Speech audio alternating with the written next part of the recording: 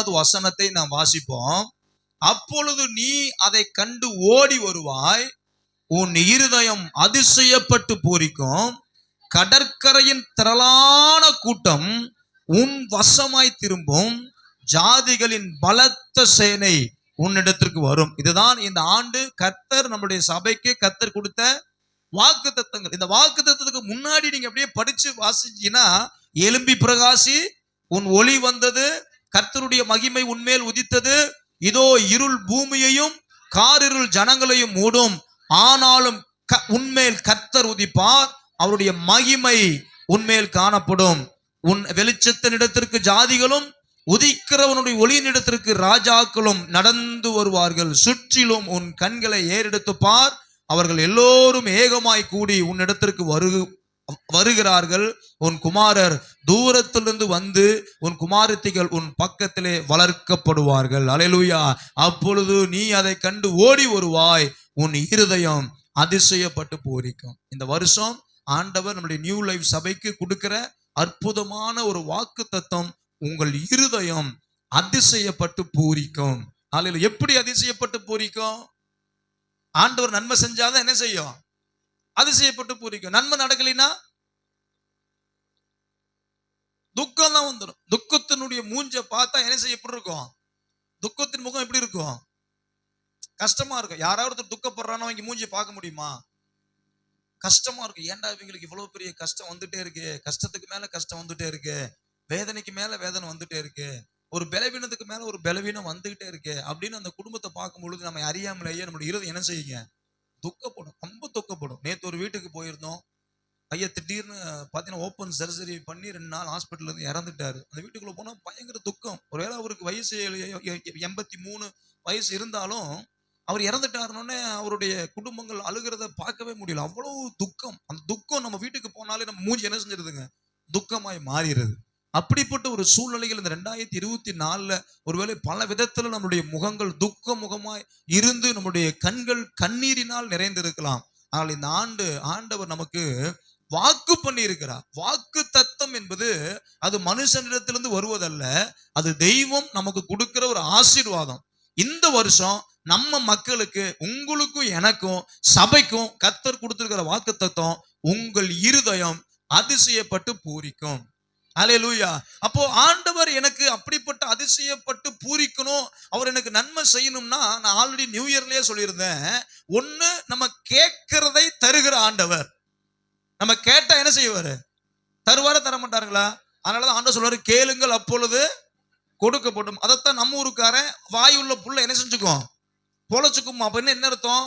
கேட்டா கிடைச்சிடும். கேட்கிறதை தருகிற தகப்பன். அது நம்மளுடைய தேவைகளை அறிந்து, நம்முடைய காரியங்களை அறிந்து ஆண்டவரிடத்துல கேட்டு பெற்றுக் கொள்வதற்கு ஒரு வழி. ஆனால் கேட்குவதற்கு நமக்கு தகுதியே இல்லை. அந்த அளவுக்கு நம்ம ரொம்ப தூரத்துல போயிருக்கிறோம். ஆனாலும் கேளாததையும் தருகிற ஒரு தகப்பன் இருந்தா நம்மளுடைய இருதயம் எப்படி இருக்குங்க? அதிசயப்பட்டு பூரிக்கும். என்னடா அது, நான் நினைச்சு கூட பார்க்கல, யோசிக்கவே இல்லை, நான் இப்படி எல்லாம் பண்ணுனேன், ஆனா ஆண்டவர் எனக்கு இப்படி ஒரு நன்மை செஞ்சிருக்கிறார். அதைத்தான் நான் உங்களுக்கு நியூ இயர்ல சொல்லியிருந்தேன். இளைய குமாரன் என்கிற ஒரு மனுஷன் தன் சொத்துல என்ன செஞ்சுட்டான்? பங்கு தகப்பன் இடத்துல கேட்டான். கேட்டதை தந்த தகப்பன் என்ன கேட்டாரோ அந்த சொத்தினுடைய பாதி என்ன செஞ்சுட்டான்? கொடுத்துட்டார். ஆனா அந்த பணத்தை எப்படி செலவு பண்ணான்னு தெரியுங்களா? அந்த பணத்தை எப்படி செலவு பண்ணான்னு உங்களுக்கு தெரியுமா? உங்களுக்கு ஆண்டோடைய வசனம் சொல்லுகிறது, அந்த 15வது அதிகாரம் நினைக்கிறேன், ஸ்தோத்திரம், அந்த லூக்கா சுவிசேஷத்தின் புஸ்தகம் 15ஆம் அதிகாரம். அந்த பணம் எப்படி செலவு செய்யப்பட்டதுன்னு பாத்தீங்கன்னா 30வது வசனத்தை வாசிங்களேன்.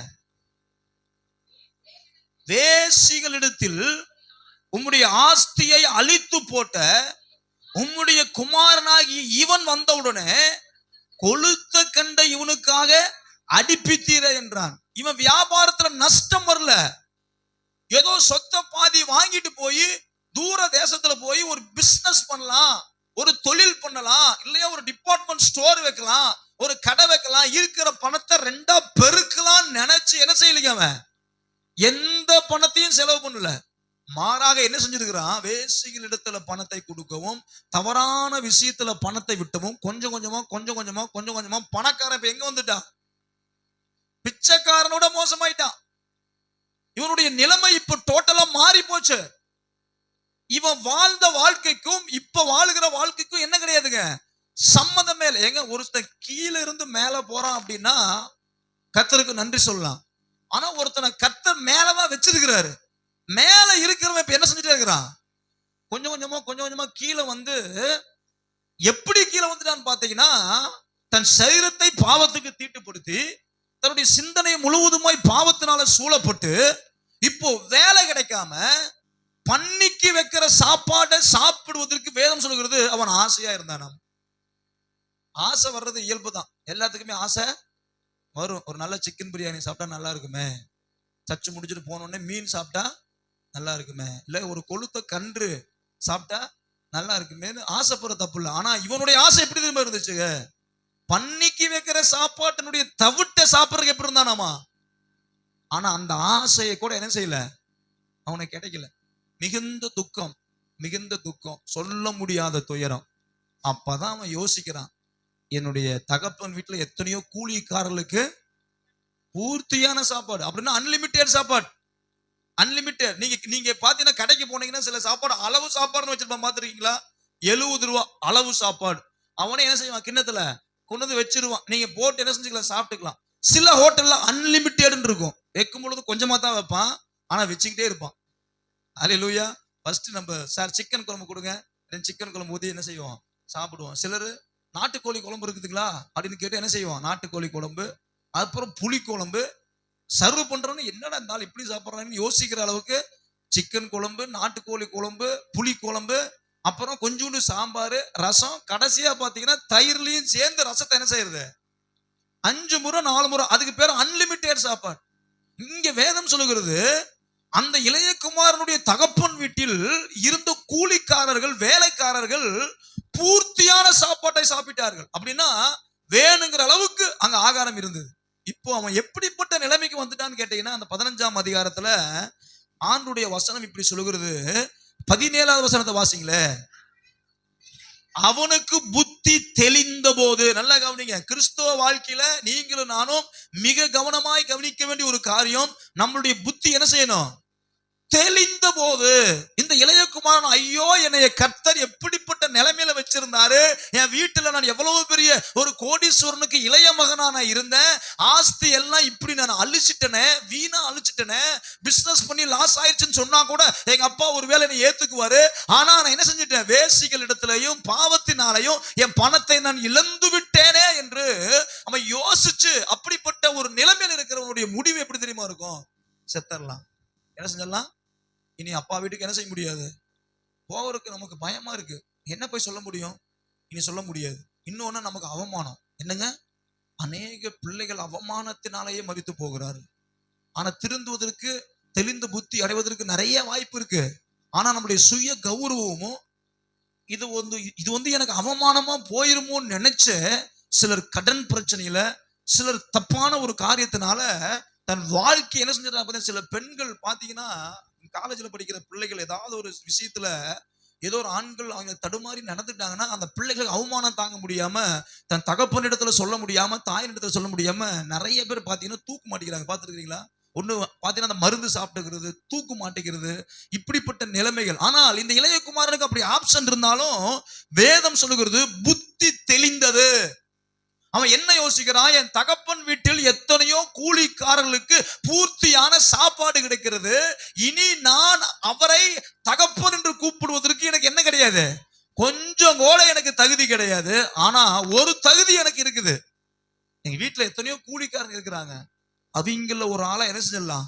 ஏன்னா எங்க அப்பாவுக்கு விரோதமாகவும் தேவனுக்கு விரோதமாக என்ன செஞ்சிட்டேன், நான் பாவம் செஞ்சுட்டேன், இனி எங்க வீட்டுக்குள்ள என்னை அனுமதிக்கிறதுக்கு வாய்ப்பு இல்லாம இருக்கலாம், ஆனா வீட்டுல ஒரு வேலைக்காரனாவது எங்க அப்பா என்னை ஏத்துக்குவாருன்னு அவனுக்கு கொஞ்சமாவது அப்பா மேல நம்பிக்கை இருந்துச்சு. என்ன இருந்துச்சுங்க, எங்க அப்பா என்னையும் போல இல்ல, நான் தான் கோபக்காரன், நான் தான் அடம் பண்ணி பணத்தை வாங்கிட்டு போனேன், நான் தான் எங்க அப்பாவை சண்டை பண்ணி பணத்தை வாங்கிட்டு போனேன். ஆனா எங்க அப்பா இப்படிப்பட்ட ஆள் இல்ல, கோபப்படுற ஆள் கிடையாது, அதாவது எதுவுமே டக்கு டக்குன்னு பேசுற ஆளு கிடையாது, டக்குன்னு என்னை வேண்டான்னு ஒதுக்குற ஆளு கிடையாது. அவரு கொஞ்சமாவது என் மேல என்ன வச்சிருப்பாரு, ஒரு பாசம் வச்சிருப்பாருங்கிற புத்தி தெளிஞ்சு நடந்து என்ன செய்யறான், அப்படியே வரான். அந்த வசனத்துல பாத்தீங்கன்னா ஆண்டுடைய வேதம் சொல்லுகிறது, எழுந்து புறப்பட்டு தகப்பனிடத்தில் வந்தான். அவன் தூரத்திலே வரும் பொழுது அவனுடைய தகப்பன் அவனை கண்டு மனதுருகி ஓடி அவன் கழுத்தை கட்டி கொண்டு முத்தம் செய்தான். தூரத்துல வரும் பொழுது. எங்க பன்னி மேய்க்கனுடைய ட்ரெஸ் எப்படிங்க இருக்கும்? சும்மா கோட்டு போட்டு ஜம்முன்னு வந்து இறங்குவானா? பன்னியில வந்து இறங்குவானா? எப்படி இருக்குங்க? ஸ்மெல் அவ்வளவு அடிக்கும். பன்னியினுடைய வாசனை அவ்வளவு பெரிய வாசனை. அநேகருக்கு தெரியாத உண்மையை சொல்லுகிறேன். நீங்கள் யூஸ் பண்ணுகிற பர்ஃபியூம் எல்லாம் அப்படிப்பட்ட இடத்துல இருந்து தயாரிக்கப்படுகிறது. அல்லேலூயா. என்னடா பாஸ்டர் கதை விடுறாரு, என்ன செய்யாதீங்க, யோசிக்காதீங்க. அந்த பர்ஃபியூம் எப்படி இருக்கும் யோசிச்சு பாருங்க. அந்த பன்னியினுடைய ஸ்மெல் எப்படி இருக்கும்? பயங்கர நாத்தடிக்கும். அவன் பன்னியோட தான் கொஞ்ச நாள் வேலை செஞ்சிருக்கிறான். அதாவது படுக்கிறதுக்கு இடம் இல்லாம பன்னிக்கு படுக்கிற இடத்துல தான் என்ன செஞ்சிருக்கிறான். இப்ப தலைவர் படுத்து தூங்குறாரு. இப்ப பன்னிக்கு வைக்கிற சாப்பாட்டை தான் சாப்பிட்றதுக்கு என்ன செஞ்சிருக்கிறாரு, ஆசைப்பட்டிருக்கிறாரு, கிடைக்கல. இப்ப எல்லாமே பண்ணி முடிச்சு என்ன செய்யறாரு, ஜம்முன்னு நடந்து வந்துட்டு இருக்கிறாரு. எப்படி வந்திருப்பா யோசிச்சு பாருங்க. உன் ட்ரெஸ் எப்படி இருந்திருக்கும்? அவனுடைய முகம் அவன் எப்படி குளிச்சிருப்பான்? சோப்பு எங்க இருந்து கிடைச்சிருக்காரு யோசிச்சு பாக்குறேன். சோப்பு உனக்கு எங்க இருந்து கிடைச்சிருக்கும்? ஒண்ணுமே இல்லை. அவன் அப்படியே வரும் பொழுது, தூரத்தில் வரும் பொழுது ஆண்டோடைய வார்த்தை சொல்கிறது, தகப்பன் அவனை கண்டார். வசனம் அப்படித்தாங்க சொல்லுது. அந்த வசனத்தை வாசி, எழுந்து புறப்பட்டு வந்து தன்னுடைய தகப்பன் வீட்டுக்கு வந்தான். அவன் தூரத்தில் வரும் பொழுது அவனுடைய தகப்பன் அவனை கண்டார். அதான் நான் சொன்னேன், ஃபர்ஸ்ட் கண்டுபிடித்தார். பிள்ளை தகப்பனை கண்டுபிடிக்கவில்லை, மாறாக தகப்பன் பிள்ளைகளை கண்டுபிடித்தார்கள். பிள்ளைகளுக்கு சொல்றேன், அப்பாவுக்கு என்ன தெரியும், அம்மாவுக்கு என்ன தெரியும்? இவங்களுக்கு ஒண்ணுமே புத்தி இல்லை. எல்லாத்துக்கும் நல்ல அம்மா நல்ல அப்பா, எனக்கு என்ன செய்யல அப்படின்னு ஒருவேளை நம்ம பிள்ளைங்க நம்மளே சொல்லலாம். ஆனா வேதம் சொல்லுகிறது, பிள்ளைகள் தகப்பனை கண்டுபிடிக்கல, மாறாக தகப்பன் பிள்ளை எப்படிப்பட்ட ஆளுங்கிறத தகப்பன் கண்டுபிடிச்சிட்டார். சில நினைச்சிட்டு இருக்கிறீங்க இவங்களுக்கு எல்லாம் ஒண்ணும் தெரியாது நினைச்சிட்டு இருக்கிறீங்க. எல்லாமே தெரியும். ஹல்லேலூயா. எதுவுமே தெரியாத ஒண்ணுமே கிடையாது. நீங்க வந்த பாதையை விட ஒரு மடங்கு அதிகமான பாதைகளை நாங்க என்ன செஞ்சிருக்கிறோம், கடந்து வந்திருக்கிறோம். அதனால நம்ம செய்யறது எங்க அம்மாவுக்கு தெரிய போகுது, எங்க அப்பாவுக்கு தெரிய போகுதுன்னு ஒரு காலம் பிள்ளைங்க நினைச்சிடாதீங்க. தூரத்தில் வரும் பொழுது தகப்பன் பிள்ளையை கண்டுபிடித்தார். நட அதை பெத்த தகப்பனுக்கு தெரியாதாங்க? எங்க பிள்ளைய பத்தி தகப்பனுக்கு தெரியாதா? சொல்ல ஒரு நினைவுகளும் ஏக்கங்களும் பிள்ளையினுடைய சரீரத்தை அங்கங்க ஒவ்வொரு விஷயத்தையும் தகப்பனும் தாயும் அறிந்து வைத்து இருக்கிறார்கள். இன்னைக்கு வேணா வளர்ந்து நல்லா ஆள் சும்மா இருக்கலாம், ஆனா பிள்ளைகளை குறித்து தகப்பன்மாருக்கு தெரியாத ஒண்ணுமே கிடையாது. மச்சம் எங்க இருக்குதுன்னு தெரியுது, தழும்பு எங்க இருக்குதுன்னு தெரியும். நீ எத்தனை வயசு ஆனாலும், 25 வயசு ஆயிருச்சு, அவன் பாருங்க பின்னாடி அவனுடைய பேண்டை கழட்டி பாருங்க, ஊச்சி போடுற இடத்துல வெள்ளை கலர்ல ஒரு தழும்பு இருக்கும். எடுத்து பார்த்தா தழும்பு கரெக்டா இருக்கும்.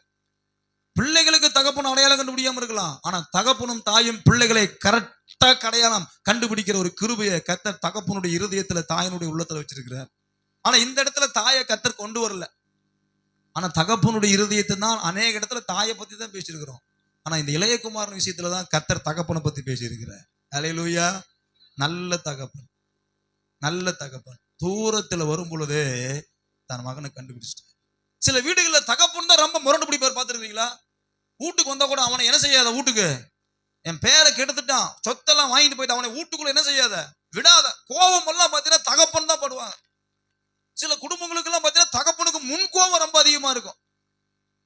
எதுக்கு அடிக்கிறாருன்னே தெரியாது, போட்டு மங்குன்னு அடிச்சுட்டு அப்புறம் போய் யாருக்கும் தெரியாம பாத்ரூம்குள்ள கதவை சாத்துட்டு சீத்து பூத்துன்னு என்ன செய்யறது, அழுகிறது. அடிக்கும் பொழுது என்ன செய்யறது இல்ல, யோசிக்கிறது இல்ல. தூங்கின பிறகு வந்து குழந்தைய வந்து என்ன செய்யறது, எடுத்து பார்த்து எந்த இடத்துல தழும்பு இருக்குதுன்னு பாக்குறது. முன்கோபம். எதுவுமே வந்து யோசிக்காம டக்குன்னு வார்த்தைகளை விட்டுறது, பேசிடுறது. அப்புறம் வண்டி எடுத்துட்டு எங்கேயாவது தூரத்துல போய் அடடா இப்படி பேசிட்டு போய் யோசிக்கிறது. முன்கோபம். அநேக குடும்பங்கள்ல ஆண்கள் அஜாக்கிரதையாகவும் முன்கோபப்படுக. அதாவது இது ஒரு வகையான பாசம் தான். இந்த பாசத்தை தகப்பன்மார்கள் ஆண்கள் எப்படி வெளிப்படுத்துறது தெரியாம அடி மூலியமா கோபத்தின் மூலியமா தன் பாசத்தை வெளிப்படுத்திட்டு தனியா யாருக்கும் தெரியாம போய் ஐயோ என் பிள்ளை இப்படி அடிச்சுட்டேன்னா அழுகிற எத்தனையோ தகப்பன்மார்கள் உண்டு.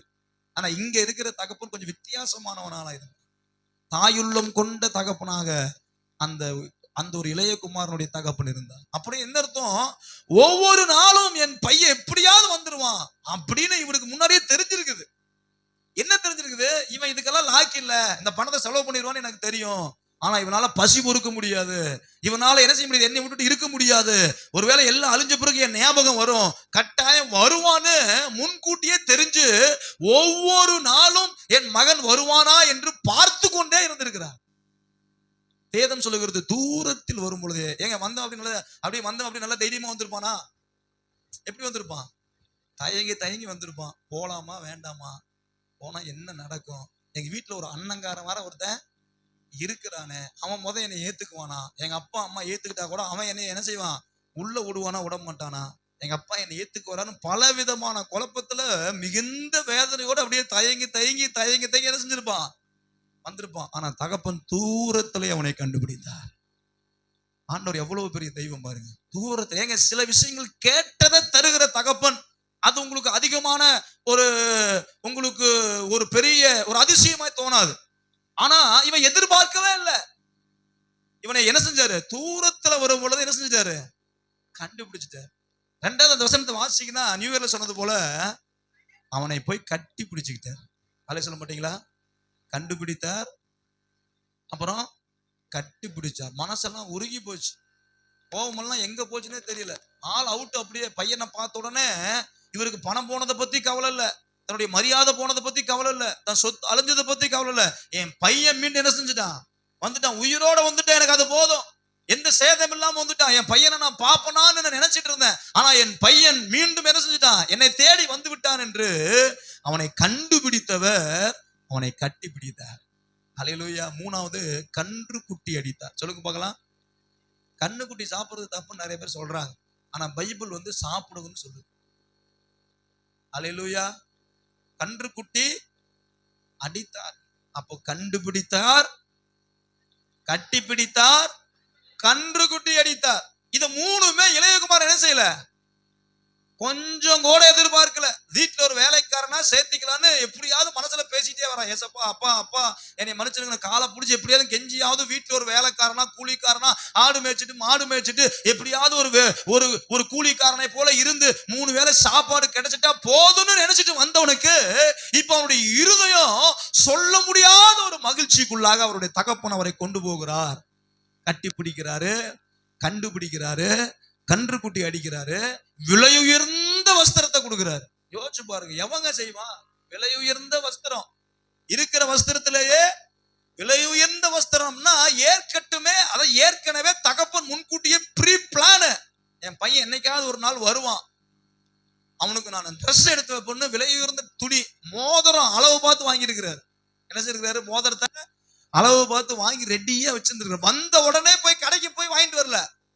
அல்லேலூயா. நம்ம சில பேர் சில நேரம் சொந்தக்காரங்க வந்துட்டாங்கன்னா உடனே என்ன செய்யறது, கடைக்கு போறது, அரிசி வாங்குறது, சர்க்கரையை வாங்குறது, டீ தூள் வாங்குறது, கறி எடுக்கிறது, வந்த பிறகுதான் எத்தனையும்.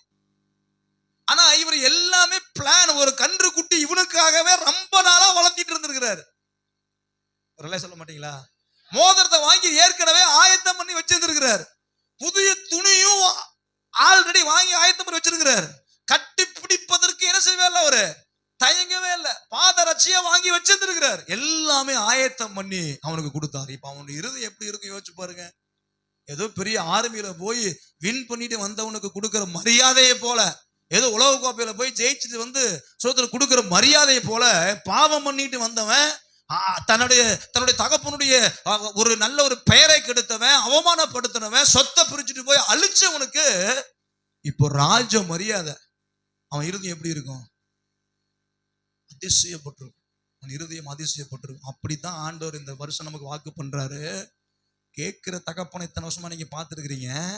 இந்த வருஷம் உங்கள் இருதயம் அதிசயப்பட்டு பூரிக்கத்தக்கதாக, நீங்க நினைச்சு கூட பார்த்திராத இடத்துல இருந்து, நீங்க நினைச்சு கூட பார்த்திராத நன்மைகளை அவர் உங்களுக்கு தந்து உங்களுடைய இருதயத்தை கர்த்தர் அதிசயப்பட்டு பூரிக்கும்படி கர்த்தர் செய்வார். நல்ல கரங்களை தட்டி தேவனை மகிமைப்படுத்துவோமா? உங்கள் இருதயம் அதிசயப்பட்டு பூரிக்க போகிறது. அல்லேலூயா. அதுக்கு நான் என்ன பாச செய்யணும்? 3 காரியம் தான். ஆசைப்படு. பக்கத்துல சொல்லுங்க, ஆசைப்படணும். ஒரு விருப்பம் நமக்கு இருக்கணும். விருப்பம் இல்லாம எதையும் இந்த பூமியில என்ன செய்ய முடியாது, சாதிக்க முடியாது. என் குடும்பம் நல்லா இருக்கணும், முதல் விரும்பணும். என் பிள்ளைகள் நல்லா இருக்கணும்னு ஆசைப்படணும். நான் இப்படி எல்லாம் வாழணும்னு உங்களுக்குள்ள என்ன இருக்கணும்? ஒரு எண்ணம் இருக்கணும். அப்துல் கலாம் சொல்றாரு, கனவு காணுங்கிறார். நம்ம படுத்தாலே பேய் தான் வருது. அல்லேலூயா. நாகப்பாம்பு என்ன செய்யுது? அப்படியே நட்டுட்டு நிக்குது. யாரோ 2 பேர் காலை பிடிச்சி என்ன செய்யறாங்க? இழுத்துட்டு போறான். செத்தவனெல்லாம் நம்ம கனவுல வரான். அல்லேலூயா. பேய் நம்மளை கண்ணத்துல என்ன செய்யுது? அடிக்குது. கனவுல கூட அடி வாங்குற இடத்துல தான் இருக்கிறோம். நிஜத்துலதான் நம்ம யாரையும் அடிக்க முடியறது இல்ல. கனவுல கூட நம்ம யாரையாவது போய் அடிக்கிற மாதிரி இருந்தா கூட சந்தோஷப்படலாம். ஆனா அடி வாங்குற இடத்துல தான் என்ன செய்யறோம்? அடிக்கிறோம். தூக்கத்துல அப்படியே பாத்தீங்கன்னா நமக்கு என்ன செய்யறதுனே தெரியல. திடீர்னு யாரோ நம்மளை 4 பேர் சேர்ந்து என்ன செய்யறாங்க? தூக்கிட்டு போறோம். அடக்கம் பண்றதுக்கு தூக்கிட்டு போறோம். பாசன செத்துருவு நாட்டுக்குது. கனவு, இப்படிப்பட்ட கனவு. ஆனா ஒரு தேவ பிள்ளைகளுக்கு நம்முடைய குடும்பத்தை குறிச்சு ஒரு திட்டம் இருக்கணும். நமக்குள்ள ஒரு விருப்பம் இருக்கணும். என் குடும்பம் நல்லா இருக்கணும்னு முதல்ல விரும்பணும். நான் நல்லா இருக்கணும், என் பிள்ளைகள் நல்லா இருக்கணும், என் குடும்பம், நான் கர்த்தரை நம்பியிருக்கிறேன், நான் நம்பி இருக்கிற தெய்வம் என்னை கைவிட மாட்டாங்க அப்படிங்கிற ஒரு முதலாவது நமக்குள்ள ஒரு விருப்பம் இருக்கணும். என்ன விருப்பம் இருக்கணும்? நான் நல்லா வாழணும், நான் ஆண்டவருக்குள்ள வாழணும், எங்க அப்பா அம்மா பேரனை என்ன செய்யணும்? நான் காப்பாற்றணும், உலக பசங்களோட சேரக்கூடாது, நான் நல்லா வாழணும். ஒரு விருப்பம் இருக்கணும். உங்களுடைய இருதயம் அதிசயப்பட வேண்டுமே ஆனால் முதல் காரியம் உங்களுக்குள்ள என்ன இருக்கணும்? ஒரு ஆசை இருக்கணும். நான் இப்படி எல்லாம் வாழணும். அந்த ஆசை நம்முடைய தகுதியை நம்பி, திறமை நம்பி வருகிறது அல்ல, கர்த்தரை நம்பி வருகிறதான காரியம். ஆண்டவரே, என்னிடத்துல ஒண்ணுமே இல்லை, ஆனா உண்மை நம்பி வந்திருக்கிறேன், எனக்கு நீங்க நன்மை செய்வீங்க, என்னுடைய இருதயத்தை என்ன செய்வீங்க? நீங்க அதிசயப்பட்டு பூரிக்க பண்ணுவீங்க. முதல் நமக்குள்ள ஒரு விருப்பம் இருக்கணும். பக்கத்துல பார்த்து, உங்களுக்கு விருப்பம் இருக்கா? ஏதாவது விருப்பம் இருக்கா? குடும்பம் நல்லா இருக்கும்னு விருப்பப்படுறீங்களா? உன் பிள்ளைகள் நல்லா இருக்கும்னு விருப்பப்படுறீங்களா? என் சந்ததிகள் கர்த்தரால் ஆசீர்வதிக்கப்படணும் உங்களுக்கு விருப்பம் இருக்கா? முதல் விருப்பப்படணும். விருப்பமே இல்லாம எல்லையும் பாச போறோம், வேலைக்கு போறோம், வரோம், சாப்பிட்றோம், அவளுக்கு பாட்டுக்கு இருக்கிற ஆளுங்க, பிள்ளைங்க எத்தனாவது படிக்கிற ஆளுங்க பாச, அவளுக்கு எத்தனாவது படிச்சா நமக்கு என்ன? அவள் பாட்டுக்கு படிச்சுட்டு போற ஆளுங்க வர ஆளுங்க. நான் வேலைக்கு போய் வரை சம்பாதிச்சு போட்டு 3 வேளை சோறு போடுறேன், போறேன் வரேன். எத்தனை பேர் என்னங்க பிள்ளைங்களை பத்தி அவளுக்கு பாட்டுக்கு இருக்கிற ஆளுங்க. என்னங்க வாழ்க்கை இது? என்ன வாழ்க்கை? யோசிச்சு பாருங்க, என்ன வாழ்க்கை இது? ஆண்டவர் மனைவி பிள்ளைகளை கொடுத்திருக்கிறாரு. விருப்பப்படணும். மனைவியோட பிள்ளைகளோட என்ன செய்யணும்? உட்கார்ந்து விருப்பப்படணும். கல்யாணத்துக்கு முன்னாடி பட்ட விருப்பத்தை விட கல்யாணத்துக்கு பின்னாடி விருப்பம் என்ன செய்யணும்? அதிகமாகணும். அது மாமிச பிரகாரமாய் வருகிற அன்பு அல்ல, இது கர்த்தரால் இணைக்கப்பட்ட அன்பு. அந்த விருப்பத்தை எந்த மனுஷனாலும் என்ன செய்யக்கூடாது? தடுக்கூடாது. ஒரு விருப்பம் இருக்கணும். நான் நல்லா வாழணுங்கிற விருப்பம் இருக்கணும். அதுக்கு உதவி செய்யறதுக்கு கர்த்தர் இருக்கிறார். 2வது, நம்ம பிரயாசப்படணும். என்ன பண்ணணும்? விருப்பம் போட்டுட்டு வீட்டுக்குள்ளேயே படுத்து தூங்கிட்டு இருந்தா என்ன செய்யாது? காரியம் நடக்காது. பிரயாசப்படணும். வேதம் சொல்லுவது, பிரயாசப்படுகிறவனுக்கு முந்தி பலன் கொடுப்பேன்னு கர்த்தர் சொல்றாரு. அப்ப நமக்கு என்ன பண்ணணும்? பிரயாசப்படணும், ஒர்க் பண்ணணும். நான் நல்லா இருக்கணும்னு விரும்பிட்டேன். எப்படி நல்லா இருக்கணும்? நான் ஒரு டாக்டர் ஆகணும்னு விரும்பிட்டீங்க, இல்லையா நான் ஒரு இன்ஜினியர் ஆகணும்னு விருப்பப்பட்டுட்டீங்க, இல்லையா என் பிள்ளைகளை என்ன செய்வேன்? யாரை கேட்டாலும் கலெக்டர் ஆக்குவேன், கலெக்டர் ஆக்குவேன், கலெக்டர் ஆக்குவேன், கலெக்டர் ஆக்குவேன். சரி, ரைட், விருப்பப்பட்டுட்டீங்க. அப்ப அதுக்கு மாதிரி என்ன செய்யணும்? பிள்ளைகளை இப்ப இருந்து பழக்கப்படுத்தணும். நீங்க விருப்பப்பட்டுட்டா உன்னை நீங்க அசால்ட்டா விட்டுட்டீங்க. விருப்பப்பட்டு உங்க பிள்ளைகளை நீங்க கண்டுக்காம விட்டுட்டீங்கன்னா, அப்புறம் கடைசியில் அந்த பிள்ளைகள் வளர்ந்து வர நேரத்துல அவன் பியூன் வேலைக்கு கூட போக மாட்டான். நம்ம ஆசைப்படுறது எதுக்குங்க? கலெக்டருக்கு. என்னங்க நம்மளுடைய விருப்பம் எல்லாம் கலெக்டர். ஆசை என்னமோ அரசனாக இருக்கு. அம்சம் எப்படி இருக்குது? ஆடு மேய்க்கிற கூட தகுதி வேணுங்க. சும்மாலாம் ஆடு மேய்க்க முடியாது. ஆடு உங்க பேச்சு என்ன செய்யணும்? கேட்கணும். சும்மாலாம் ஆடு உங்க பேச்சு என்ன செய்யாது? 3 ஆட்டை மேய்ச்சிருங்க பார்க்கலாம். உங்களை இழுத்துட்டு ஓடிற அந்த ஆடு, அந்த அந்த அந்த ஆட்டை நீங்க பிடிக்கும் பொழுது அதனுடைய அந்த கயிறு இருக்கு பாருங்க, உங்களுடைய கால அது இழுத்துட்டுரும். சும்மா ஆடு மேய்க்க முடியாது. ஆடு மேய்க்கிறதுக்கே தகுதி வேணும். அல்லேலூயா. அப்போ நம்முடைய கனவு என்ன இருக்குதோ அதுக்கு தகுந்த உழைப்பு இருக்கணும், அதுக்கு தகுந்த பிரயாசம் இருக்கணும். இது 2 இருந்தா உங்களுடைய ஜெபம் கர்த்தரால் அங்கீகரிக்கும். சும்மா வெறுமனமே நம்ம பேசிக்கிட்டே இருக்கிறது வேதம் சொல்லுகிறது. தேவனுடைய ராஜ்யம் பேச்சில கிடையாது. அதான் ஒரு நல்ல ஒரு தேவ ஊழியர் சொல்லுகிறார், அதிகம் பேசுகிறவர்கள் ஜெபிக்க மாட்டார்கள். என்ன சொல்றாரு? அதிகம் பேசுறவங்க என்ன செய்ய மாட்டாங்களா? ஜெபிக்க மாட்டாங்க. ஜெபிக்கிறவங்க அதிகம் பேச மாட்டாங்க. அதுக்காக நான் யார்ட்டையுமே பேச மாட்டேன் அப்படின்னா அது ஒரு வகையான ஆவிதான். அல்லேலூயா. அப்ப நீங்க நல்லா கவனிங்க. ஜெபிக்கிற பிள்ளைகள் பிரயாசத்தையும் அந்த ஒரு விருப்பத்தையும் கர்த்தர் அங்கீகரிக்கிறார். யாபேஸ் வேதத்துல ஒரு உத்தமமான ஒரு மனுஷன்.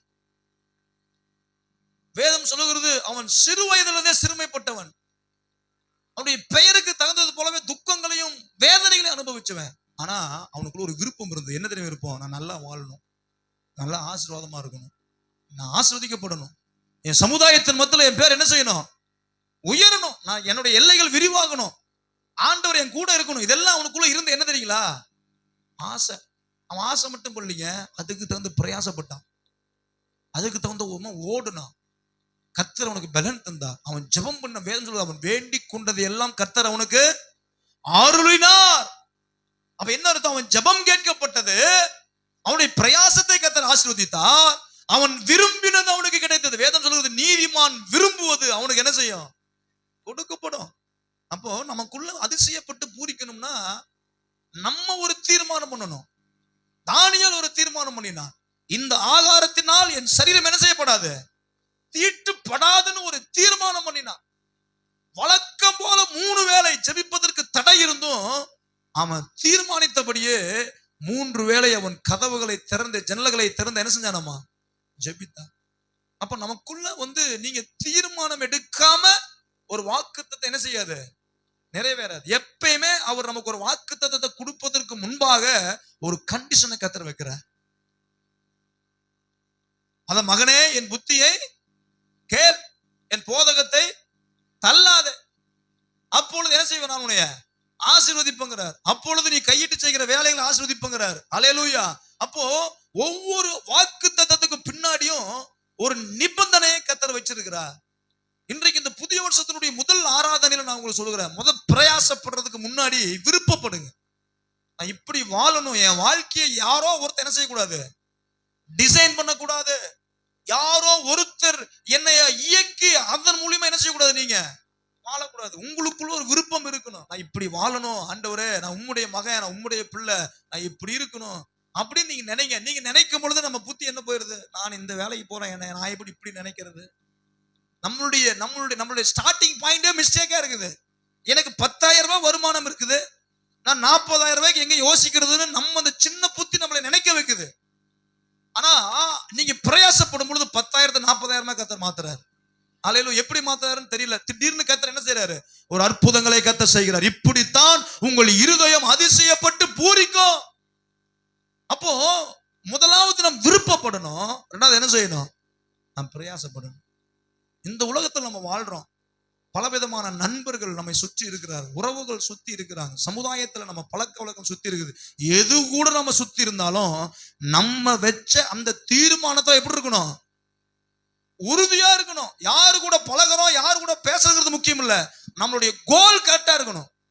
நம்மளுடைய விருப்பம் என்ன செய்யணும்? இன்னைக்கு என்ன விருப்பம்? சர்ச்சுக்கு போகணுங்கிறது விருப்பம். இடையில திடீர்னு சொந்தக்காரர் வருவான், திடீர்னு இடையில யாரோ ஒருத்தர் பார்ப்பீங்க, அவன் போகிற இடத்துக்கு நீங்க என்ன செய்யக்கூடாது? பார்த்தோமா, ஓகேப்பா, நல்லா இருக்கீங்களா? நல்லா இருக்க, இருங்க, சர்ச்சுக்கு போயிட்டு மதியானமா என்ன செய்யறேன்? வந்து உங்களை பார்க்கறேன். அப்போ நீங்க என்ன விருப்பீங்களோ அந்த விருப்பத்திற்கு மாறாக வருகிற எந்த காரியமும் உங்களை தொட நீங்க என்ன செய்யக்கூடாது? விடக்கூடாது. விருப்பப்படணும், அடுத்து பிரயாசப்படணும். அப்பதான் உங்க ஜெபத்துக்கு கர்த்தர் என்ன செய்வாரு? பதில் தருவார். இளையகுமாரன் விருப்பப்பட்டான். என்ன விருப்பப்பட்டான்? எங்க அப்பா வீட்டுக்காவது போய் என்ன செஞ்சிடலாம், அட்லீஸ்ட் வேலைக்காரன் சாப்பிடுற சாப்பாட்டையாவது சாப்பிடலான்னு அவனுக்கு விருப்பப்பட்டான். ரெண்டாவது என்ன பண்ணா? பிரயாசப்பட்டான். உட்காந்துட்டு ஐயோ அப்பா வீட்டுக்கு போலாமா, போனா என்ன சொல்ல ஏது அப்படி எல்லாம் கேட்கல. என்ன பேசினாலும் பரவாயில்ல, என்ன திட்டுனாலும் என்னை திட்டுவது யாருதான்? எங்க அப்பா தான் திட்டுறாரு. அவரு திட்டுறது ஒண்ணு எனக்கு என்ன கிடையாது. ஏன்னா அவர் திட்டக்கூடிய அளவுக்கு நான் பெரிய பாவத்தை செஞ்சிருக்கிறேன். அவர் என்னை அடிக்கிற அளவுக்கு நான் அவருடைய பெயரை அவப்பெயர் ஆக்கி இருக்கிறேன். அது எது நான் பெருசா எடுத்துக்க மாட்டேன். நான் பிரயாசப்பட்டு நான் போவேன் என்று புத்தி தெளிந்தான். அதுக்கு பெயர் தான் எழுப்புதல். சொல்லுங்க பார்க்கலாம். புத்தி தெளிவதுக்கு பேர் தான் எழுப்புதல். ஒரு தனி மனிதன் என்றைக்கு புத்தி தெளிகிறானோ அவனுக்குள்ள இருந்து நீரூற்றை கர்த்தர் உருவாக்குகிறார். அவனுக்குள்ள இருந்து கொஞ்சம் கொஞ்சமா நீரூற்று நதியாய் மாறுகிறது. அவன் வற்றாத நீரூற்றை போல கர்த்தர் அவனை உயர்த்துகிறார். அப்படியே நடந்து வரான். ஒண்ணு அவனுக்கு விருப்பப்பட்டான், ரெண்டாவது பிரயாசப்பட்டான். ஆனா அவனுடைய மனசுக்குள்ள விண்ணப்பம் இருந்தது. நான் போய் என் தகப்பனிடத்தை என்ன செய்வேன்? இப்படி எல்லாம் சொல்லுவேன். எப்படி? தகப்பனே, உமக்கு விரோதமாகவும் தேவனுக்கு விரோதமாகவும் பாவம் செய்து விட்டேன், இனி உங்க பிள்ளைன்னு சொல்றதுக்கு எனக்கு எந்த என்ன ஒரு வேலைக்காரனா ஏத்துக்குங்கன்னு விண்ணப்பத்தோட தான் போனான். ஆனா விண்ணப்பத்தை அவன் வாய் விட்டு சொல்வதற்கு முன்பாகவே தகப்பன் அவனுடைய விண்ணப்பத்தை அங்கீகரித்தார். அவன் வாய் விட்டு கேட்பதற்கு முன்பாக வேதம் சொல்லுகிறது, நீங்கள் நினைப்பதற்கும் வேண்டுவதற்கும் முன்பாகவே உங்களுக்கு என்ன தேவைங்கிறத கர்த்தர் அறிஞ்சு வச்சிருக்கிறார். அல்லேலூயா. அப்ப முதல்ல விருப்பப்படணும். பக்கத்துல சொல்லுங்க, விருப்பப்படு, விருப்பப்படு, ஆசைப்படு. கண்டது மேல ஆசைப்படக்கூடாது. அல்லேலூயா. நல்ல வாழணும்னு ஆசைப்படு, குடும்பத்தோட வாழணும்னு ஆசைப்படு, என் பிள்ளைகளோட வாழணும்னு ஆசைப்படு, சபையோட வாழணும்னு ஆசைப்படு, நல்லா சம்பாதிக்கணும்னு செய்ய ஆசைப்படு. இந்த ஆசையெல்லாம் கர்த்தர் விரும்புகிற ஒரு ஆசை. அல்லேலூயா. இப்ப ஆசைப்பட்டீங்களா? ஆசைப்பட்டாச்சா? இப்ப ஆசைப்பட்ட பிறகு விருப்பப்படு. பக்கத்துல விருப்பப்படு. விருப்பப்பட்டுட்டீங்களா? ரெண்டாவது பிரயாசப்படு. அத என்ன பிரயாசம்? என்ன விருப்பப்பட்டீங்களோ அதுக்குதான் பிரயாசப்படணும். உங்களுடைய விருப்பம் ஒரு மாதிரி, உங்களுடைய பிரயாசம் வேற மாதிரி இருந்தா என்ன செய்யாது? காரியம் நடக்காது. 5வது படிக்கிற புள்ள 8ஆம் கிளாஸ்ல போய் உட்கார்ந்து என்ன ஆகும்? பைத்தியம் பிடிச்சுக்கும். என்ன ஆகும்? பைத்தியம் பிடிச்சுக்கும். 8வது படிக்கிற சப்ஜெக்ட் 5வது படிக்கிற பிள்ளைங்களுக்கு கொடுத்தா என்ன செய்யாது? விளங்காது. அப்போ உன்னுடைய விருப்பம் என்னவோ அதற்கேற்ற பிரயாசப்படணும். அவன் பிரயாசப்படுறான்னு நீங்களும் என்ன செய்யக்கூடாது? பிரயாசப்படக்கூடாது. அவன் ஓடுறான்ட்டு நீங்களும் என்ன செய்யக்கூடாது? ஓடக்கூடாது. நீங்க என்ன விரும்புனீங்களோ அந்த விருப்பத்திற்கு பிரகாரம் என்ன செய்யுங்க? நீங்க பிரயாசப்படுங்க. நீங்க கேட்கறதுக்கு முன்னாடியே கர்த்தர் உங்களுடைய காரியங்களுக்கு கர்த்தர் பதில் தருவார். ஆனா ஒரு விஷயத்தை நீங்க புரிஞ்சுக்கங்க, சொல்லி முடிக்கிறேன். நம்ம என்ன விருப்பப்பட்டாலும் என்ன பிரயாசப்பட்டாலும் ஏதோ ஒரு ஆவி நம்ம என்ன செஞ்சுட்டே இருக்குது? நம்மளுடைய விருப்பத்திற்கு எதிரா, நம்மளுடைய பிரயாசத்துக்கு எதிரா ஒருத்தன் என்ன செஞ்சுட்டே இருக்கிறான்? கிரியை செஞ்சுட்டே இருக்கிறான், தடை பண்ணிட்டே இருக்கிறான். அவனுக்கு பெயர் பார்வோனின் ஆவி. சொல்லுங்க பார்க்கலாம். பார்வோனின் ஆவி. பார்வோனுக்குள்ள என்ன ஆவி இருந்துச்சு? ஜனங்களை ஆராதிக்க என்ன செய்ய மாட்டேன், விட மாட்டேன். இது ஒரு வகையான பார்வோனின் ஆவி. என்னால ஆராதிக்கவே முடியல பாஸ்டர் அப்படின்னா என்ன ஆவி இருக்குது உங்களுக்குள்ள? பார்வோனின் ஆவி இருக்குது. அந்த பார்வோனின் ஆவிதான் உங்களை ஆராதிக்க என்ன செய்ய மாட்டான், விட மாட்டான். அப்ப என்னால ஆராதிக்க முடியல, ஜெபம் பண்ண முடியல, என்ன பண்ண முடியல? தூங்கி எந்திரிச்சு ஒரு கிறிஸ்தவனால என்ன செய்ய முடியல? ஜெபம் பண்ண முடியல. கொல்லாத பார்வோனின் ஆவி. அல்லேலூயா. பைபிள் படிக்கவே முடியல. அத பாஸ்டர் காலண்டர் கொடுத்துட்டீங்களா? அது பெரிய பெரிய வசனமா போட்டிருக்குது. டக்குன்னு வேலைக்கு போறதுக்கு முன்னாடி அந்த வசனத்தை இன்னைக்கு எத்தனாம் தேதி? 5ஆம் தேதியா? எனக்கு என்ன வசனம் இருக்குது அப்படின்னு பார்த்தா அது திடீர்னு ஏதாவது ஒரு வசனம் இருக்கும். அன்னைக்கு துக்கமா போயிடும். அப்புறம் பார்த்தீங்கன்னா சில நேரத்தில் வசனங்கள் நல்லா இருக்கும். அதை பார்த்தா நம்ம இறுதி எப்படி இருக்கும்? சந்தோஷப்பட்டு ஓகே நம்ம பைபிள் படிச்சாச்சுன்னு போயிடுது. இதெல்லாம் ஒரு வகையான பொல்லாத பார்வோனின் ஆவி. அல்லேலூயா. இது நம்மை ஜெபிக்க வைக்கிறதும் இல்ல, ஆராதிக்க வைக்கிறதும் இல்ல, வசனத்தை படிக்க வைக்கிறதும் இல்ல. இப்ப நீங்க கவனிச்சுக்கங்க, உங்க வீட்டுக்குள்ள எத்தனை பார்வோனின் ஆவி கிரியை செய்யுதுன்னு பாத்துங்க. பிள்ளைகள் ஜெபம் பண்ணலையா? அந்த பிள்ளைக்குள்ள என்ன இருக்குது? பார்வோனின் ஆவி இருக்குது. சில நேரத்துல பாத்தீங்கன்னா சொல்லக்கூடாது, இருந்தாலும் சொல்லாம என்ன செய்ய முடியல, இருக்கக்கூடாது, சொல்லித்தான் என்ன செய்யணும், ஆகணும். இந்த ஜனங்கள் எப்படிப்பட்ட ஜனங்கள் பாத்தீங்கன்னா தேவனால் தெரிந்து கொள்ளப்பட்டவர்கள், தேவனுடைய பிள்ளைகள். இப்ப எங்க இருக்கிறாங்க? எங்க இருக்கிறாங்க? அடிமைப்பட்டு கிடக்கிறாங்க. 430 வருஷம் ஒரு 3வது மனுஷன் கையில பாத்தீங்கன்னா எதையுமே செய்ய முடியல, ஒடுக்கப்பட்டு கிடக்கிறான். ஆனா இவர்களுக்கு பின்னாடி இருந்த வாக்குத்தத்தம் பாத்தீங்கன்னா பாலும் தேனும் ஓடுகிற கானான். வாக்குத்தத்தங்கள் நிறைய இருக்கு. கானான் இருக்கு, பாலும் தேனும் ஓடுகிற தேசம் இருக்கு, மாதுளஞ்செடிகள் அங்க இருக்கு, திராட்சை கொடிகள் அங்க இருக்கு. அனுபவிக்க வேண்டிய இடத்துல இருக்கிற இந்த ஜனங்கள் அடிமைப்பட்டு கிடக்கிறாங்க. எப்படி தெரியுமா அடிமைப்பட்டு கிடக்கிறான்? செங்கல் சூழல சோறு திங்க நேரம் கொடுக்க மாட்டேங்கிறாங்க. அடிமை, வேலைக்கு மேல வேலை, வேலைக்கு மேல வேலை, ஒடுக்கிட்டே இருக்கிறான். இது என்ன ஆகுதுன்னா இவங்களுக்குள்ள வாக்குத்தத்தம் இருந்தாலும் காலப்போக்குல இவன் செட் ஆயிட்டான். சரி நமக்கு இனிமேல் காணான்லாம் கிடைக்காது. சில நேரத்துல பார்வோனின் ஆவி வந்த பிறகு நம்மளுடைய மைண்ட் எப்படிதான் சிறைப்பட்டுருவான். இனி எல்லாம் நம்மளால என்ன செய்ய முடியாது, வாழ முடியாது. நம்ம இனி எங்க போய் வாழ போய், நம்ம இனிமேல் எங்க போய் பிள்ளைகள் எல்லாம் நடத்தி, நம்ம எங்க போய் சுகமா வாழ்ந்து, எங்க போய் நம்ம அப்படிங்கிற மைண்ட் செட்டுக்கு பிசாசு என்ன செஞ்சிடறான்?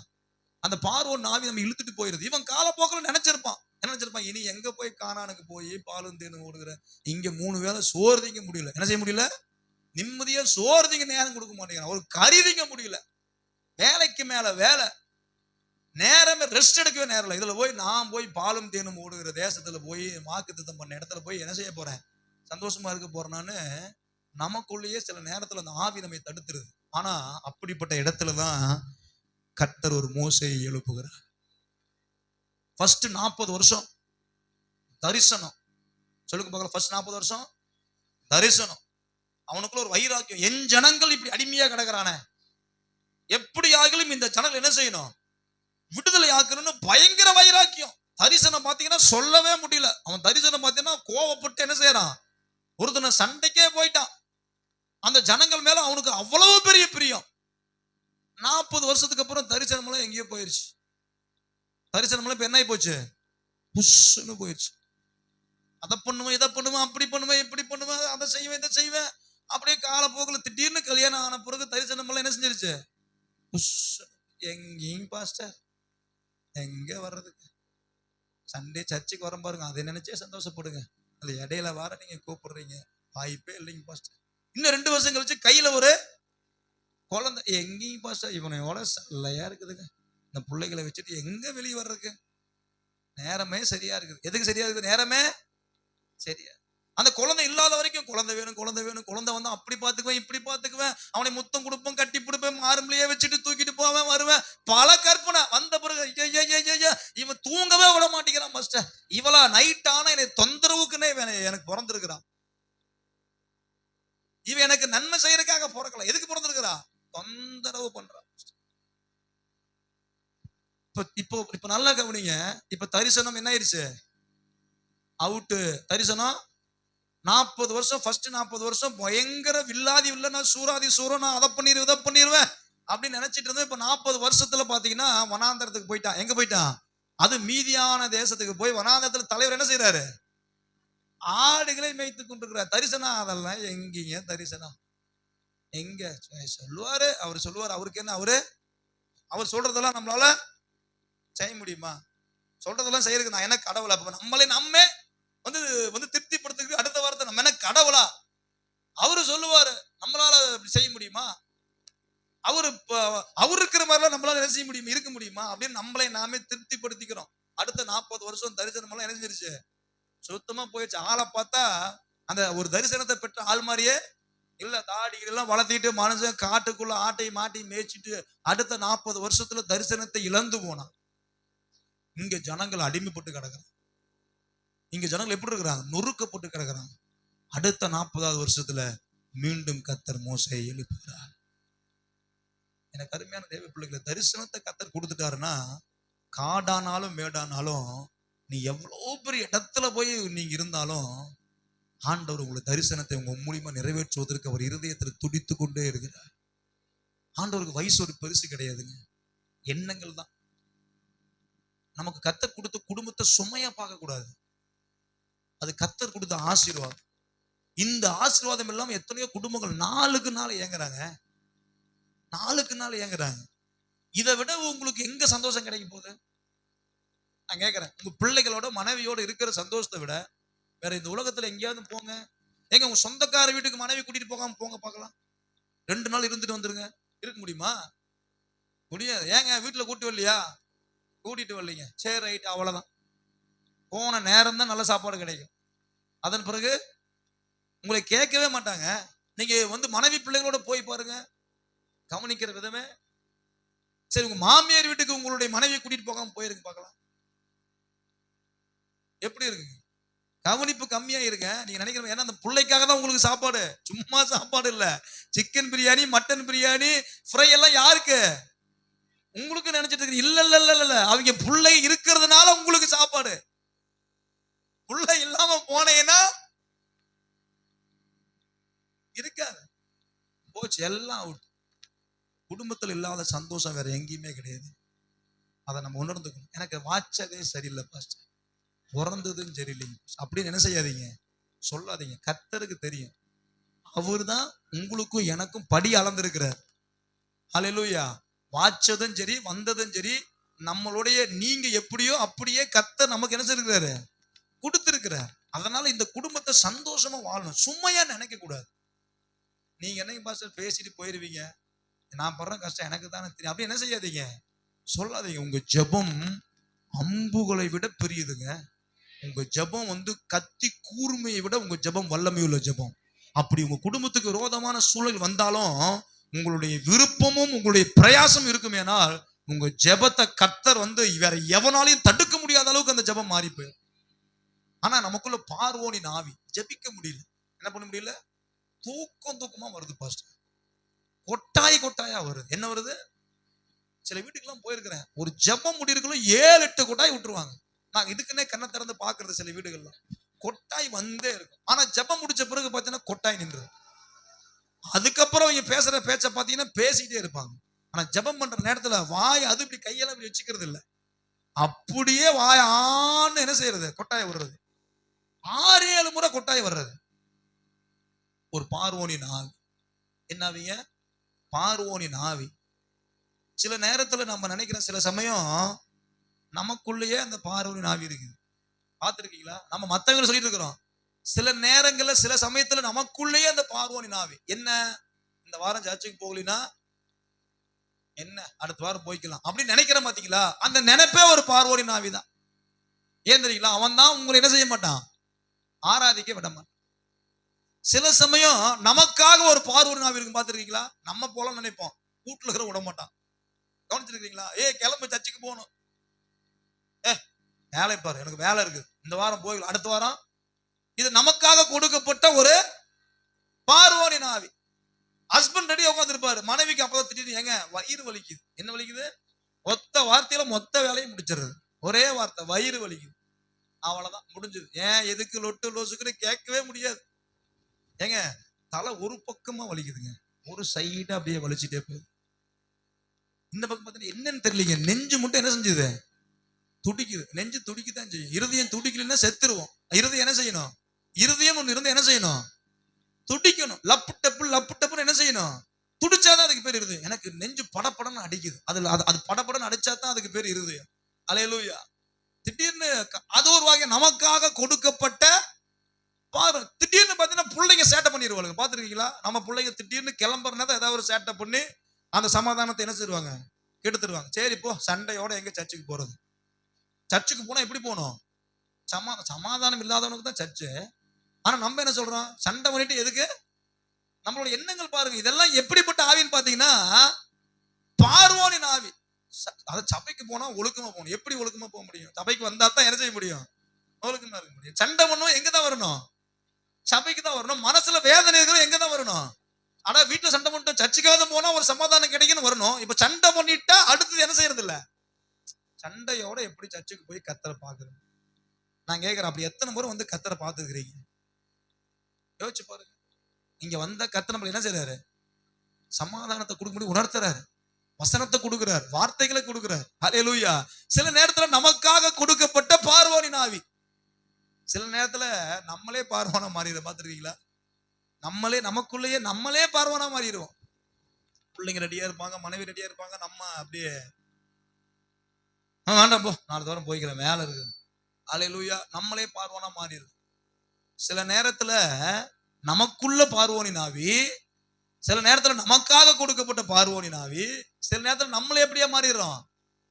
இந்த ஆவியை உடைப்பதற்கு தான் ஆண்டவர் உங்களுக்கு எனக்கும் ஒரு பெரிய கிருபையை கர்த்தர் கொடுத்திருக்கிறார். அல்லது உங்களுடைய உள்ளான மனுஷனுக்குள்ள நீங்க சொல்லணும், இனி எனக்கு பார்வோனின் ஆவி இல்ல. மோசே வந்துட்டாரு. மோசே வர்ற வரைக்கும் தான் பார்வோனுக்கு அங்க ஆட்டம் எல்லாம். ஆடிய ஆட்டம் என்ன, பாடிய பாட்டு என்ன, ஊரே சேர்ந்து பேசிய பேச்சு என்னெல்லாம் மோசே வர்ற வரைக்கும் தான். மோசே எப்ப தரிசனத்தின் மோசே வெளிப்படுறானோ பார்வோனின் ஆவி நொறுக்கப்பட்டு போகிறது. செங்கடல் 2ஆக பிளக்கிறது. காடைகளை கர்த்தர் குவிக்கிறார், அப்பத்தை கர்த்தர் குவிக்கிறார். முன்பாக இருந்த தடைகளை உடைத்து போடுகிறவர் முன்னே போகிறார். காரணம் என்ன தெரியுங்களா? மோசே வந்துட்டாரு. அல்லேலூயா. நமக்குள்ள பார்வோனின் ஆவி இருக்கக்கூடாது, தரிசனத்தின் மோசே ஆவியை கர்த்தர் நமக்கு தரும்.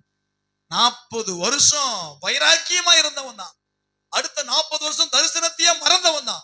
ஆனாலும் கர்த்தர் அவன் என்ன செய்யல, விடல. நம்ம குடும்பத்தை கர்த்தர் ஒரு நாளும் மறக்கிறவர் இல்ல. அவர் தான் உங்கள் குடும்பத்தை கண்டுபிடித்து இருக்கிறார்.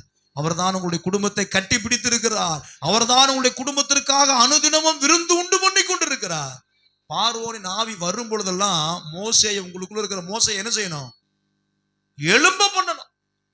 அந்த தரிசனத்தின் மோசே எலும்ப எலும்ப எலும்ப எலும்ப எலும்ப பார்வோனின் ஆவி முறியடிக்கப்பட்டு போகும். நீங்க விரும்பினது உங்களுக்கு கிடைக்கும். நீங்க பிரயாசப்பட்டதுக்கு கர்த்தர் பலன் தருவார். உங்கள் பணம் வீணான காரியத்துல போய் என்ன செய்யாது? சிக்கிக்காது. உங்களுடைய பணம் வீணான காரியத்துல போய் பணத்தை செலவு பண்ண மாட்டீங்க. நீங்கள் உழைக்கிற உழைப்பும் ஓடுகிற ஓட்டத்திற்கும் பிரயாசத்துக்கும் கர்த்தர் பலன் தருவார். நீங்க ஜெபிப்பதற்கு முன்பாகவே உங்கள் ஜெபம் கர்த்தரால் ஆசீர்வதிக்கப்படும். யாபேஸ் துக்கத்தின் மகனாய் இருந்தாலும் இஸ்ரவேலின் தேவனாகிய கர்த்தரை நோக்கி, ஆண்டவரே என்னை ஆசீர்வதித்தருளும், என் எல்லையை பெரிதாக்கும், உமது கரம் என்னோடு இருந்து தீங்கு என்னை துக்கப்படுத்தாதபடி என்னை விலக்கி காத்தருளும் என்று வேண்டிக் கொண்டான். அவன் வேண்டிக் கொண்டதை கர்த்தர் அருளினார். விரும்பினான், பிரயாசப்பட்டான், ஜெபித்தான். இந்த ஜெபத்திற்கு கர்த்தர் அற்புதமான பதிலை கொடுத்தார். உங்க குடும்பத்தினுடைய தலையெழுத்து மாறப்போகுது. நீங்க ஒரு தீர்மானம் எடுங்க. இன்னையிலிருந்து நான் ஜெபம் பண்ணுவேன், வசனத்தை படிப்பேன், என் வாழ்க்கை நல்லா வாழ்வதற்கு என்ன செய்வேன்? நல்ல ஆலோசனைகளை கேட்பேன், பிரயாசப்படுவேன். பூமியில பிறந்த எல்லாரும் பிரயாசப்படணும். அலையில வீட்டுக்குள்ளேயே என்ன செய்யக்கூடாது? வேலைக்கு போகாம வீட்டுல ஒருத்தரும் வீட்டுக்குள்ள என்ன செய்யக்கூடாது? இருக்கக்கூடாது. எல்லாரும் வேலைக்கு போகணும். வேலைக்கு போய் நல்லா உழைக்கணும். படிக்கிற பிள்ளைங்க தான் நல்லா என்ன செய்யணும்? படிக்கணும். ஸ்கூலுக்கு போகாம டிமி கொடுக்குற வேலை என்ன செய்யக்கூடாது? இருக்கக்கூடாது. அரையாண்டு பரிச்சை பேப்பர் கொடுத்துருப்பாங்கன்னு நினைக்கிறேன். கர்த்தர் உங்களை ஆசீர்வதிப்பார். அதில் நல்ல மார்க் நீங்க படிக்கணும். முடிவு பண்ணீங்கன்னா நல்லா படிக்கணும். நீங்க என்ன முடியலன்னு நினைக்கிறீங்களோ, உங்க கூட படிக்கிற பிள்ளைகள் அதே ஸ்கூல்ல ஃபர்ஸ்ட் ரேங்க் எடுக்கிறானே, யோசிச்சு பாருங்க. நம்ம பிள்ளைங்க படிக்கிற அதே ஸ்கூல்ல தான் ஃபர்ஸ்ட் ரேங்க் எடுக்கிற பையனை என்ன செய்யறான்? அவனுக்கும் அதே டீச்சர் தான், அவனுக்கும் அதே வாத்தியார் தான், அவனுக்கும் அதே ஸ்கூல் தான். ஏன் நம்மளால முடியல? நம்மளுடைய பிரயாசம் இல்லை. பெற்றோர்கள் கவனப்படணும். நீங்க சிந்தனை விடக்கூடாது. பிள்ளை எத்தனாவது படிக்கிறதான்னு கூட சிலருக்கு தெரிய மாட்டேங்குது. அப்போ நம்ம விருப்பப்பட்டு பிரயாசப்படும் பொழுது நம்முடைய பிள்ளைகளை கர்த்தர் ஆசீர்வதிக்கிறார். நீ கலெக்டரா நீ இருக்கக்கூடிய ஆட்கள் அல்ல, நீ ராஜரீக கூட்டத்துக்கு கர்த்தர் உங்களை தலைவனாய் வச்சிருக்கிற. ராஜாதி ராஜாவுடைய திட்டத்துல உங்களுடைய பிள்ளைகளை கொண்டு போய் இணைச்சாருன்னு வச்சுக்கோங்களேன். கலெக்டருக்கு என்னங்க சம்பளம்? கலெக்டர் சம்பளம் ஒரு மாசத்துல 2.5 லட்சம் கூட உங்க பிள்ளைகளுக்கு கர்த்தர் சம்பளம் கொடுப்பார். அல்லேலூயா. யாருக்கு தெரியும்? ஊழியக்காரனுடைய சம்பளம் நீங்க எவ்வளவுதானே அளவிடவே முடியாது. உங்களுக்கு ஒரு மாசம் 10 ரூபா கூட கையில் இல்லாம இருக்கும். திரும்ப அடுத்த மாசம் 1.5 லட்சம் ரூபாய் கையில் வச்சிருப்பான். எப்படி வந்தது தெரியாது. அத ஊழியக்காரனுக்கு படி அளக்கிறது யாருதான்? கர்த்தர் தான். உங்க பிள்ளைகள் ராஜரிக வம்சங்களாக பிள்ளைகளை கர்த்தர் கொண்டு வருவார். ஒரு விஷயம் நம்ம எழுந்து நின்று கண்களை மூடலாமா?